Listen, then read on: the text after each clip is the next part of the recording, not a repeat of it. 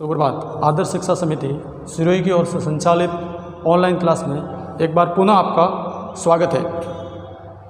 जैसा कि हम अध्याय 2 में मानव पाचन तंत्र के बारे में पढ़ा था, किस प्रकार मानव शरीर में भोजन का पाचन होता है।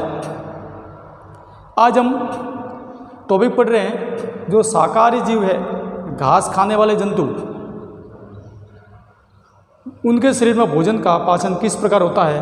तथा दूसरा टॉपिक आएगा अमीबा के शरीर, अमीबा में भोजन का पाचन यानी संभरण किस प्रकार होता है, किस प्रकार अमीबा भोजन प्राप्त करती है और उसका पाचन होता है। इन दो टॉपिक के बारे में आज पढ़ेंगे। चलिए पहला टॉपिक लेते हैं, घास खाने वाले जंतु शाकाहारी।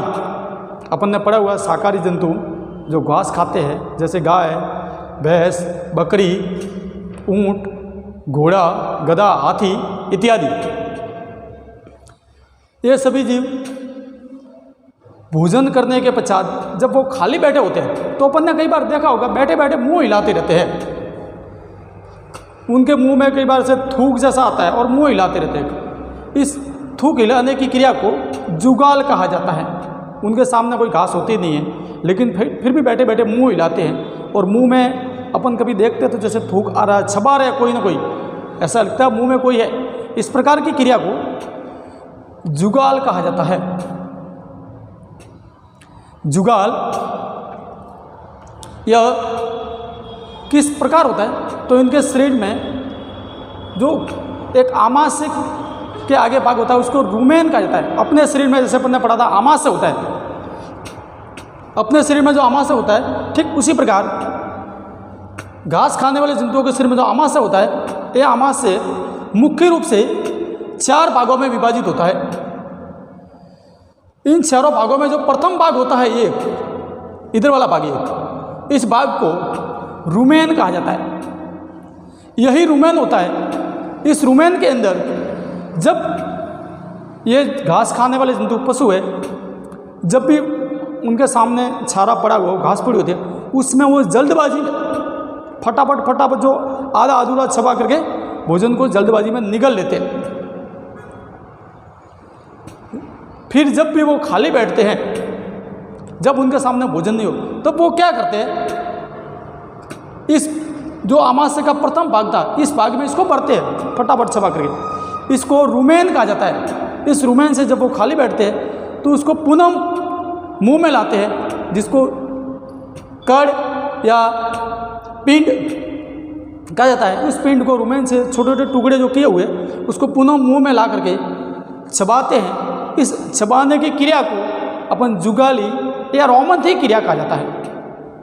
वापिस यहाँ से भोजन को यानी जल्दबाजी में चबाया, खाया, फिर जब भी खाली बैठते हैं उस समय इसको पुनः यहाँ से मुंह में लाते हैं। मुंह में ला करके वापस चबाना, इस चबाने की क्रिया को रोमंथी या जुगाली कहा जाता है, या रुमिनेंट क्रिया भी कहते हैं। अब ये जुगाली किसे कहते हैं अपने को समझ में आ गया कि पुनः भोजन को आमाशय का जो प्रथम भाग होता है रुमेन से भोजन को पुनः मुंह में लाना, मुंह में ला करके उसको व्यवस्थित अच्छी तरह से चबाना, इस क्रिया को जुगाली कहा जाता है। अब ऐसा मानव में संभव नहीं है अपने में, क्योंकि अपने आमाशय एक ही भाग में होता है। इनके आमाशय के 4 भाग होते हैं और रोमंथ है। रोमंथ में यह आधा चबाया हुआ भोजन रख सकते हैं और पुनः ला सकते हैं। इसके बाद आता है ये जो घास खाते हैं, इस घास में पर्याप्त मात्रा में सेल्यूलोज पाया जाता है। ये सेल्यूलोज क्या होता है, एक प्रकार का कार्बोहाइड्रेट है जो अपने शरीर में अपन उसको इतनी मात्रा में नहीं पचा सकते। अपन भी कुछ घास वाली जैसे सब्जियां खाते हैं, मेथी, पालक, लेकिन उसमें कम मात्रा में होती है जिसके कारण अपन थोड़ा बहुत पचा सकते हैं। इनके इस जो सेल्यूलोज है वह आसानी से इनके शरीर में पच जाता है, इसलिए उसको वह घास को पर्याप्त मात्रा में खाते हैं। यह कहाँ पचता है तो देखिए इनका जो शरीर है, इस शरीर में यह आमाशय है। इसके बाद यह जो शुद्रांत्र है, छोटी हाथ ये भाग है, और छोटी हाथ और ये बड़ी हाथ, इनके बीच वाला जो ये भाग है, इस भाग को अंधनाल कहा जाता है। ये छोटी हाथ से फिर इधर जाके ये आता है, ये आ गया बड़ी हाथ, और इन दोनों के बीच में इन दोनों को जोड़ने वाला भाग, इसको अंधनाल कहा जाता है। इस अंधनाल में सेल्यूलोज का पाचन होता है, जिसके कारण आप यह घास को आराम से पचा सकते हैं।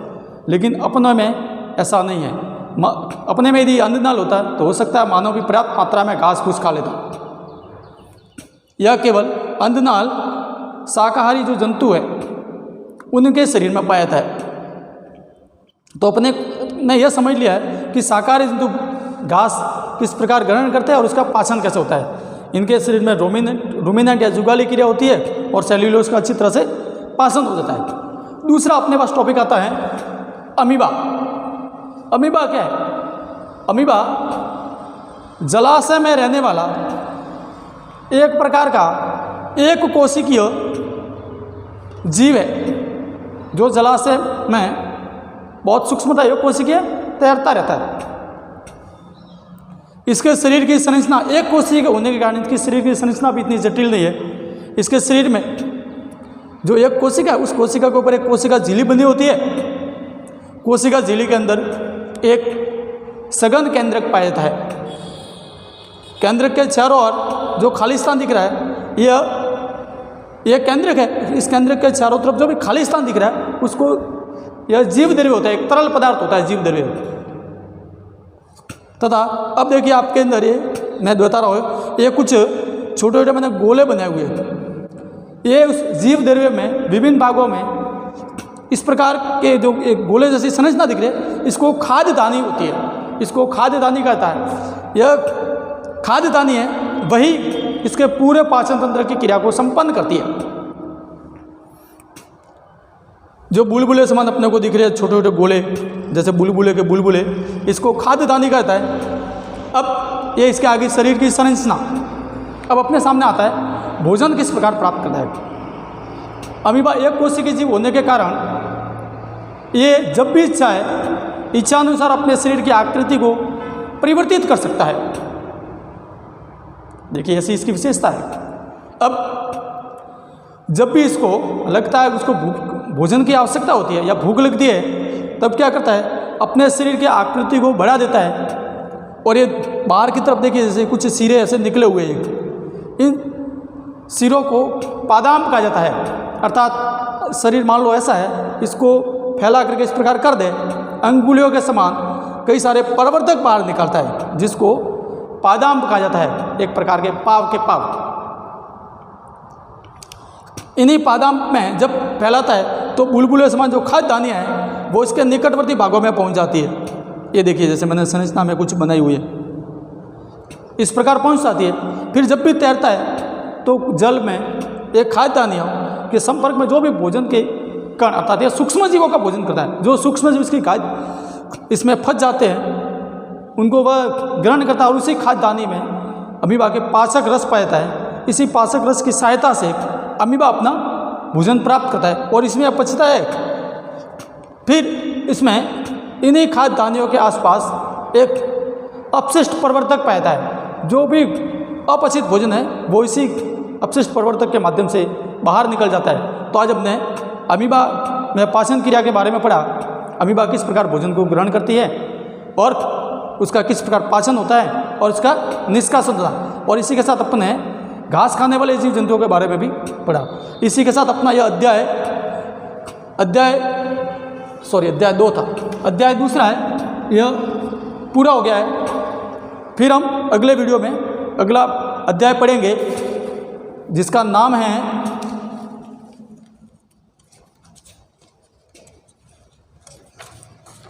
रेशों से वस्त्र तक। आप उस अपने पास किताब है तो उसको थोड़ा अध्ययन करके रखें ताकि अच्छी तरह से समझ में आएगा किस प्रकार रेशों से वस्त्रों का निर्माण होता है। धन्यवाद। काम को समय पर साथ साथ करते रहिए।